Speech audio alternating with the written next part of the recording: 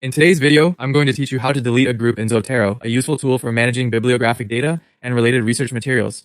Understanding how to efficiently handle groups in Zotero can help keep your research organized and clutter-free. Let's walk through the process together to ensure you know exactly how to do it. First, you'll want to open your preferred web browser and head over to Zotero's official website by typing in zotero.org into your address bar and hitting enter. This is where your journey to managing your research groups begins. Zotero is a robust platform, and its web version offers all the necessary tools you need to control your group settings efficiently. Once you're on Zotero's homepage, look towards the top menu bar. Here, you'll find several options available, each catering to different aspects of Zotero's functionality. For our purposes today, you'll want to click on the Groups tab. This area serves as your central hub for viewing and managing all groups you've created or are part of in Zotero. After clicking the Groups tab, you'll be presented with a list of your existing groups. Carefully scroll through this list to locate the specific group that you intend to delete. If you have many groups, take your time to ensure you select the correct one. It's important to double check since this action cannot be easily undone.